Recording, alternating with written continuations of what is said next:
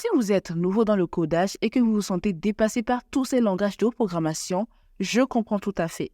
Il est facile de rester bloqué en passant d'un langage à un autre et d'avoir l'impression de n'arriver nulle part. Dans cette vidéo, je vais vous donner une feuille de route afin que vous puissiez décider quelle langue convient le mieux à l'emploi technologique de vos rêves et vous aider à y arriver plus rapidement. Nous explorerons différents cheminements de carrière et les langues qui les animent. Maintenant, avant de commencer, je dois mentionner que certaines personnes pourraient être inquiètes de la prise en charge par l'IA des tâches de développement de logiciels. C'est tout un autre sujet. Mais permettez-moi simplement de dire que cette IA va être un outil puissant pour les développeurs et non un emplacement. J'aborde cela en détail dans cette vidéo. Le lien est ci-dessous si vous êtes curieux. Aussi, je dois vous dire un fait. Le simple fait d'apprendre un langage de programmation n'est pas un ticket d'entrée pour un emploi tout de suite. Alors, ne vous laissez pas berner par les vidéos YouTube qui vous font de telles promesses. Décrocher un emploi en technologie nécessite généralement une combinaison de compétences en programmation. Le langage en fait partie et c'est la première étape de cette vidéo. Nous nous concentrerons uniquement sur les langues et rien d'autre. Maintenant, pour décider quelle langue apprendre en premier, vous devez déterminer quel type de carrière technologique vous souhaitez. Alors, qu'est-ce qui vous passionne? Aimeriez-vous créer des sites web incroyables, des applications mobiles, des jeux ou des logiciels qui contrôlent des objets physiques? Que voulez-vous faire? Parlons de chacun de ces chemins et des langages qu'ils utilisent. Commençons par le développement web si vous rêvez de créer de beaux sites web ou même des jeux en ligne. C'est le chemin pour vous maintenant. Le développement web comprend deux voies principales, le développement front-end et back-end. Le développement front-end concerne tout ce que l'utilisateur voit et interagit avec les outils clés que sont HTML, CSS et JavaScript. Avec HTML, nous pouvons structurer nos pages web et leur contenu. Avec CSS, nous pouvons les rendre plus jolies et avec JavaScript, nous pouvons les rendre plus dynamiques afin que nous puissions répondre aux actions des utilisateurs comme les clics et les glissements et faire des choses sympas. Le développement back-end est dans les coulisses des serveurs de base de données magiques et la logique qui fait que tout fonctionne maintenant. Ici, nous avons quelques options.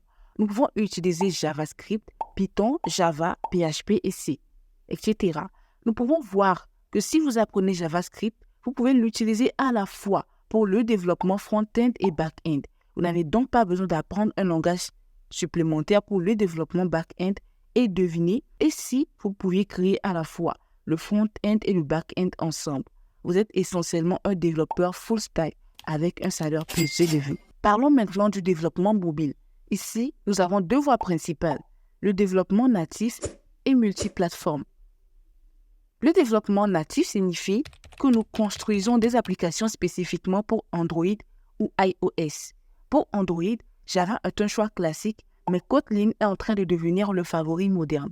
Pour iOS, le langage Swift est rapide, mais Objective-C est toujours utilisé pour les projets plus anciens. Le développement multiplateforme vous permet d'utiliser une seule base de données pour créer des applications pour Android et iOS, permettant d'économiser du temps et des ressources. Nous avons ici deux choix populaires pour créer des applications mobiles qui réagissent nativement. Flutter et React Native, ce ne sont pas des langages de programmation, ce sont des outils ou des frameworks. Ils vous permettent de créer des interfaces utilisateurs et d'accéder à des éléments tels que le GPS de la caméra ou les capteurs de mouvement. Maintenant, en fonction de votre emplacement, il peut y avoir un peu plus d'opportunités d'emploi pour l'un ou l'autre. Alors, consultez les sites web de recherche d'emploi populaires et faites un peu de recherche sur le marché du travail.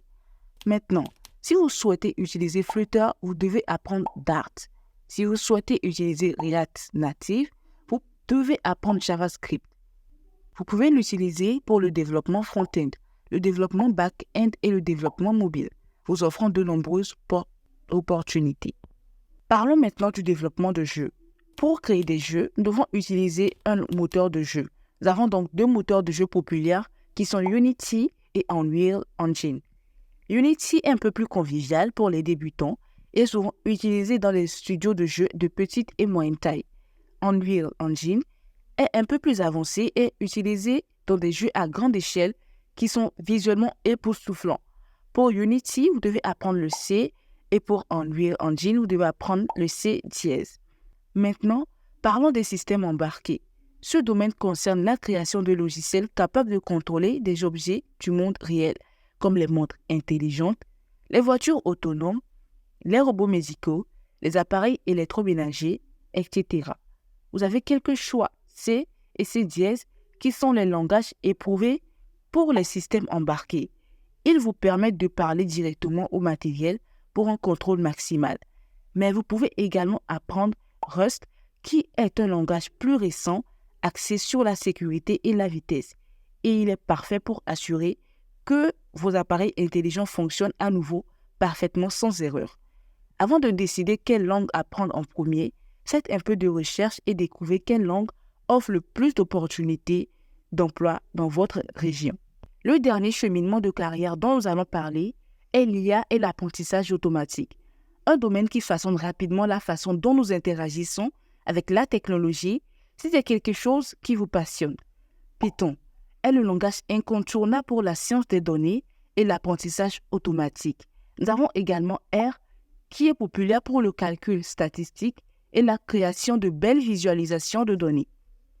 Je suis super curieux de savoir quelle langue vous voulez apprendre après cette vidéo. Faites-le moi savoir dans les commentaires ci-dessous et n'oubliez pas que je suis là pour vous aider. Donc si j'ai raté quelque chose ou si vous avez besoin des questions, n'hésitez pas à me le faire savoir dans les commentaires afin que je puisse créer du contenu plus utile pour vous. Et enfin, si vous avez trouvé cette vidéo utile, donnez-lui un like et abonnez-vous pour des vidéos plus utiles.